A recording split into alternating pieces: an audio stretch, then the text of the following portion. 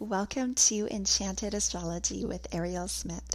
Thank you so much for joining me today as we look at the upcoming astrology for the week of June 24th until June 30th.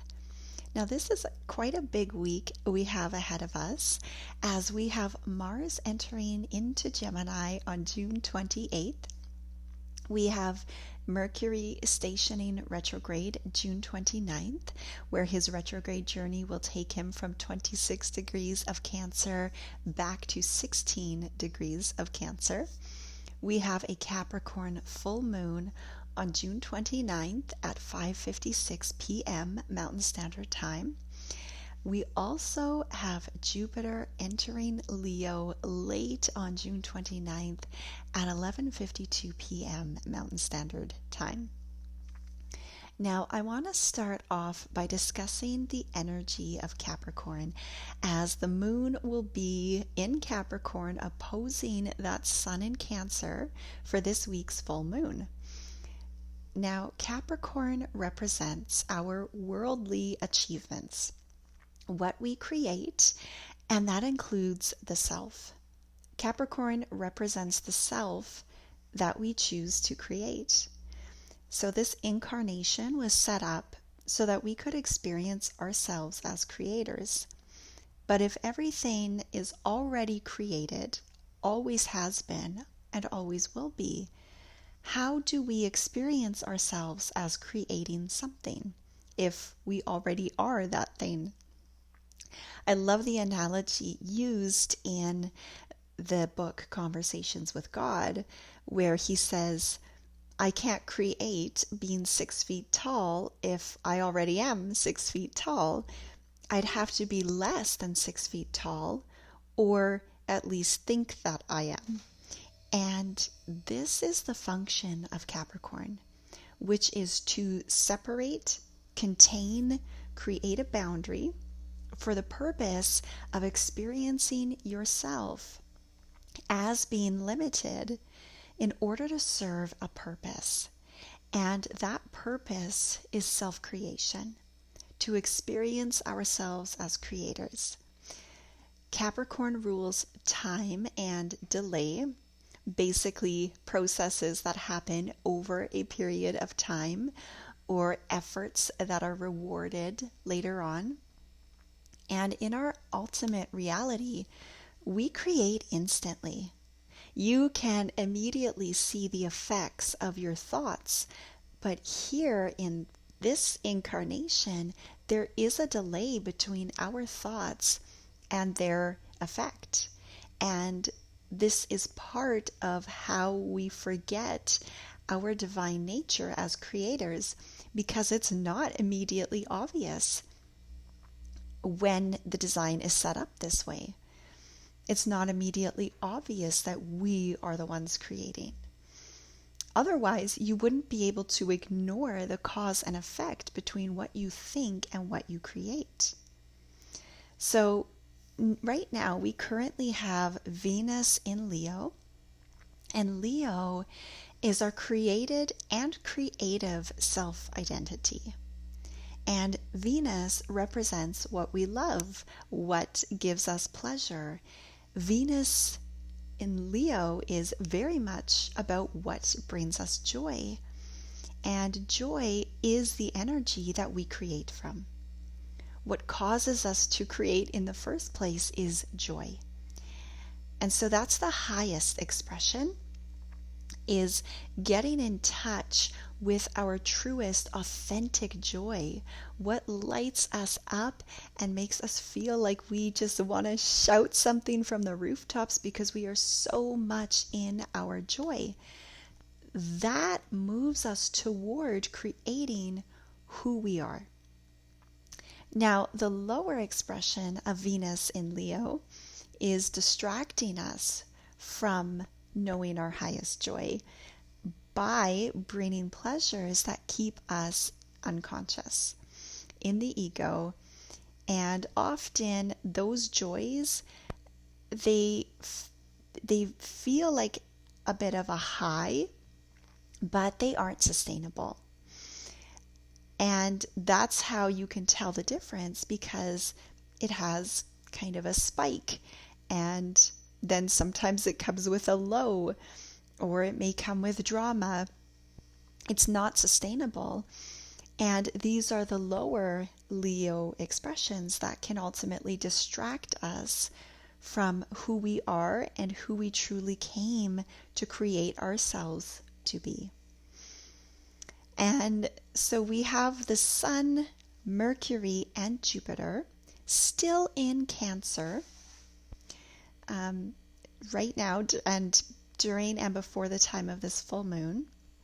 And if Capricorn is the energy that allows us to forget who we are so that we can experience ourselves as creators and so that we can create ourselves, Cancer is the return home to the self, where we never really left.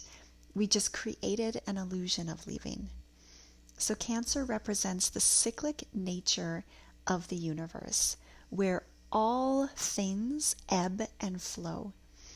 And it's the great turning of the wheel that spins for eternity.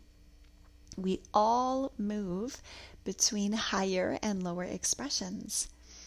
And I absolutely love a quote that was channeled from the Pleiades, where they said, "Every experience is a valid exploration of frequency."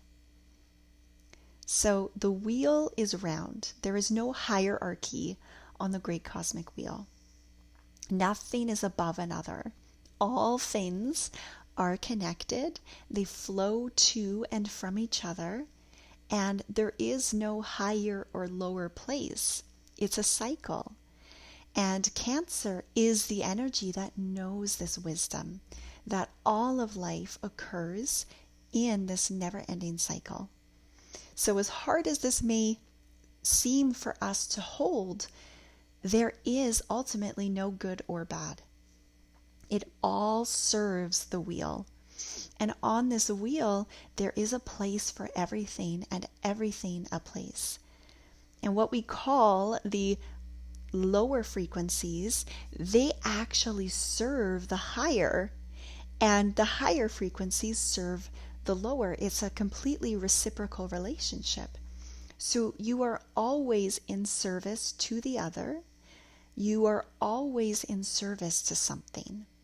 And this is why everything is sacred, not just the designated holy, sacred places and experiences, but absolutely everything is sacred. So the Sun in Cancer is highlighting this wisdom for us at this time, showing us more the sacredness of life, showing us more of its cyclic nature. This is where empathy comes in, because when you see that it's all connected and how everything serves everything else, you can't help but have compassion and care and want to honor and protect the sacred cycle of life. And the full moon in Capricorn is showing us how meaningful the experience of separation can be, because it serves to help us experience who we are. The full moon in Capricorn is where we choose to limit ourselves in some way that ultimately serves our soul. And this full moon is a time of honoring and even remembering why we chose these experiences, where we have felt particularly challenged, and what sacred purpose that is serving for our higher self. Capricorn gains mastery in time. And time is where this sense of separation occurs. If you think of a deck of playing cards, all of those cards exist at once, at the same time. But if you go through the deck and start to separate out only 10 cards, so you choose not to look at or be aware of the deck in its entirety, you only look at those 10 cards, you look at them in a specific order, you can learn more about those cards through the story you have set up, and you get to create that story. Or if you think of the alphabet containing all of the letters possible at once, at the same time, you separate out certain letters in order to create words and to create meaning. And this is Capricorn. So you are creating by selecting specific experiences out of the sea of the infinite. And that selection process is what gives us time. So in time, we gain mastery because you learn more about the qualities you choose by focusing on them and using time to learn more, to grow, evolve, and gain your chosen, desired mastery. But the very nature of that Capricorn expression is difficult because you are choosing to limit yourself. You are choosing not to give yourself access to everything all at once in order to serve this sacred purpose. And so right before this full moon, Mercury stations retrograde in Cancer at 26 degrees, where he reminds us to take a second look. We go through life making all kinds of assumptions about others, who belongs, who is a good person, who isn't. I mean, we make all kinds of judgments all the time. It is just how we learned to navigate this world. But Mercury is our perception, and perception is ultimately what is driving our experience in this life. So like the deck of cards or the alphabet, they all exist at once, but we select and separate what is existing all at once. We create distance between, just like the distance between words, so that we can perceive it in a certain way. But if you change the distance, if you change the way you are perceiving something, it changes. So Mercury here is taking a second look at a perception that he previously didn't consider in a different light.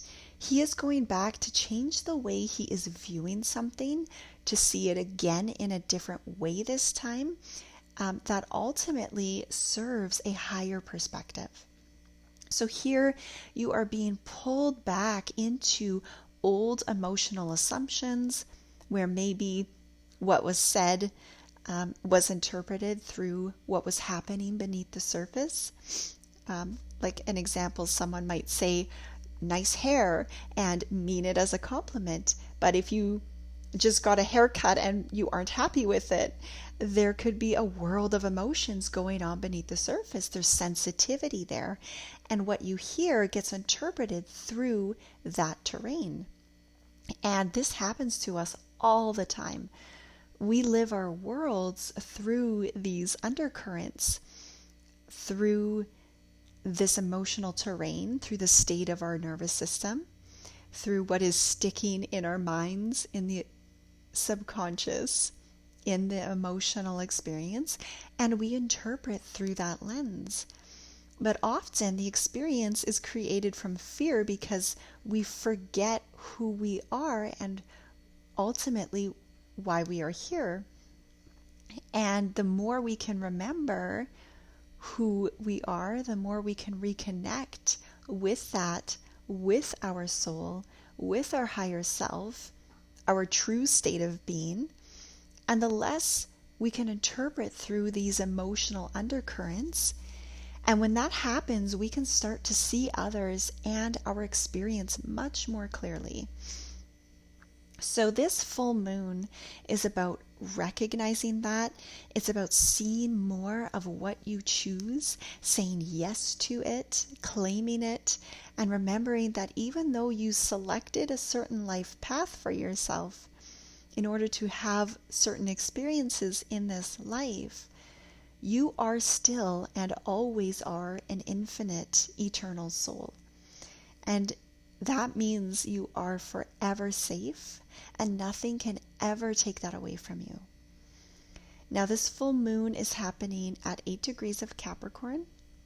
So you will want to look at where you have Capricorn by house in your chart to see what area of life these themes may be showing up for you.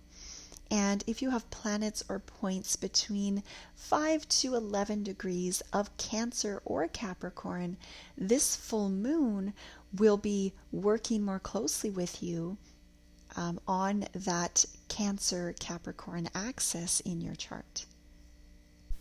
Now, after this realization, this remembering why we came here, what we chose to create, what we choose to create, and who we truly are, we have Jupiter entering into Leo late on June 29th or June 30th, depending on your time zone.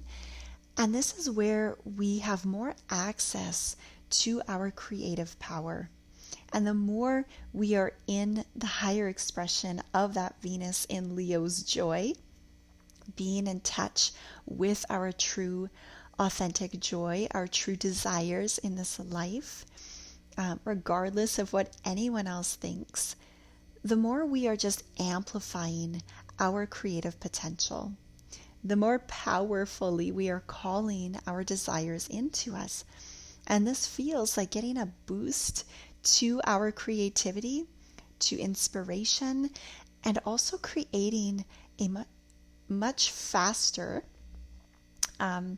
there's much faster time between our thoughts and our manifestations, because the more you are in alignment with your higher self, the faster you notice life adjusting around you. I mean, you could think of something one day and the next day you're already noticing something showing up to support that thought. So there is less of a time delay. And in the lower expressions, if you are unconsciously thinking, this Jupiter could amplify that also and bring in more distractions that keep you forgetting why you came here and what your heart truly desires. So Jupiter in Leo will also show us more of our expanded sense of self, where we can zoom way out and recognize ourselves as the creative souls that we are, how connected we are to life around us, to each other, and ultimately to God.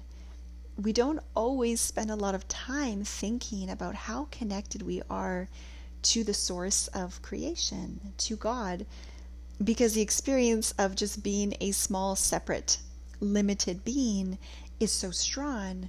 But this is where we can really start to experience ourselves as so much more than we ever previously believed.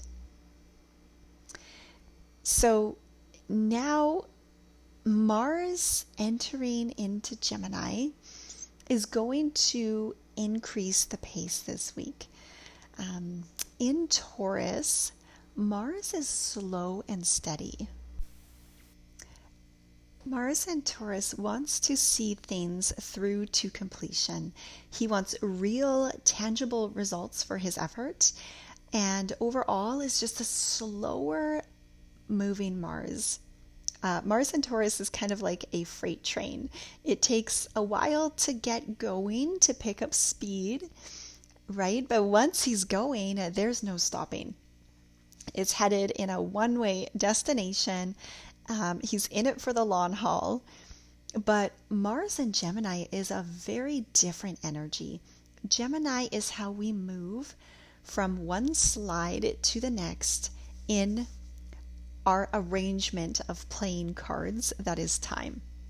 So they all exist at once. We've moved them so that we can create this illusion of time, and that is done through incarnating into each playing card one at a time in a specific sequence. And this is done thousands of times every second. So Gemini is that fast. It's quick, instant. Gemini explores all the different playing cards in order to experience the story. So it's not an energy that lingers on one for very long because it gains its meaning through the rapid transition of each. Sort of like a flip book. When you hold it still, you're not getting very much information, but as you flip the pages, the images start to move and tell a story. So Mars in Gemini is more like a big city transit. There are many different routes, stops. You've got to know when to get off and when to reconnect on a different train or bus to get to your destination. And city transit goes very fast. It does not wait. It also doesn't take forever to get going, and they just step on it and it goes. So Mars in Gemini is more about navigation and choices. Rather than just staying on one train as it crosses the country, you need to plan a route. You need to know where you want to go and pick that best route to get you there. It requires being flexible, decisive, fast acting. When those doors open, you get in or get off fast because it is not going to wait for you to make up your mind. So the pace is going to feel much faster here. There will feel like more options. City transit isn't usually just one single way to get somewhere. It's many different options and routes, and you get to choose which one you prefer. So there is more of an emphasis on being in the driver's seat here, making conscious choices that align with who you are choosing to be in this lifetime, saying yes when opportunities show up, and using those frequencies of joy, laughter, and play to ride the momentum. And that Uranus, who is also in Gemini, is creating bigger leaps, faster routes, and sudden movement movement and changes to help fast track you where you want to go. So things can all of a sudden show up out of the blue.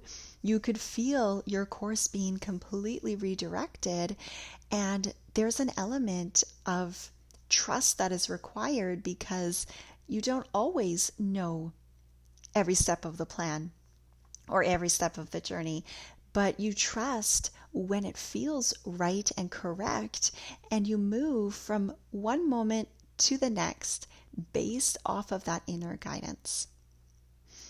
Now, this week's Yin Yoga practice is on the Capricorn Full Moon, where we explore the experience of self-limitation for the purpose of self-discovery and creation, how that feels, and ways to move through that.